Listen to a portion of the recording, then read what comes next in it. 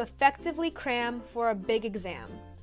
So normally, it's always best to study many nights before, to chunk information into smaller parts, to always make sure you're studying and always make sure that you do your best to prepare for a test. But if you end up not having enough time or you've just procrastinated so much that you're stressed out, then it is always better to start cramming rather than just leave it alone and fail.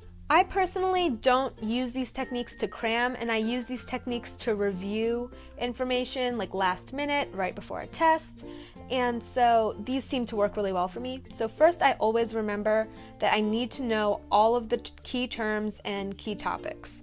So the best way to access them is either by like sheets that your teacher gives you, maybe with all of the key information, or like a study guide. That's typically where you want to go first. If not, most of my textbooks have chapter reviews at the end of each section. Most chapters in textbooks are about 30 pages, if not more, and it can take a lot of time to read through all of the super detailed information. But this outline here really breaks down the information into the key concepts, and actually my textbook for AP Biology here has questions in the very back, and you can answer them and check your answers in the back of the book. So both of those are really helpful, so always check your textbook for any useful tools such as those. After identifying all of your key concepts in each topic, it's important to solidify that in your memory. I do this by creating my own study materials, and I actually made these with my Pilot Friction erasable pens and the Pilot Juice pens. Both of those I bought recently in a pen haul that I will link up above if you guys are interested in knowing my thoughts on those. But I make summary foldables and I make mind maps.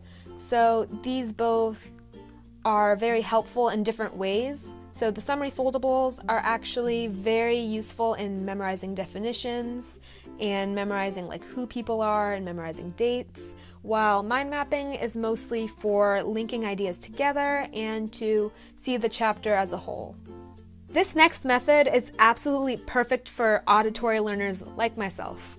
So using resources like YouTube videos is really incredibly helpful because you end up learning the information in a new context, in a new way, and you have someone who is explaining the information to you. So there are a lot of education channels here on YouTube, but my favorites are Bozeman Biology, Khan Academy, and Crash Course. So the three of those cover a variety of different subjects, and it's always really useful to me, and it only takes like 10 minutes or less. So that's a great time-saving way to study. Another way I cram or review for a big test is by using the notes that I already have.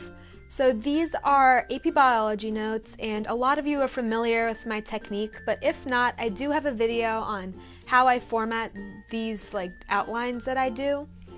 And so after I've made these notes, of course, it's always useful to read them throughout the period between making them and the test date.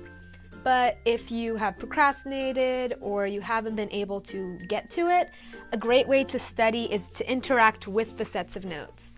So this is great by taking like just a normal sheet of paper, maybe covering up a subsection, and just looking at the title and trying to see how much information you can recall from that section. So this is very similar to flashcards, but you can cover a lot more information this way because you're able to cover larger sections of paper. And while you're doing that, it's always super useful to keep track of the things that you can't remember. So I like to do this by listing out the information I don't remember on sticky notes.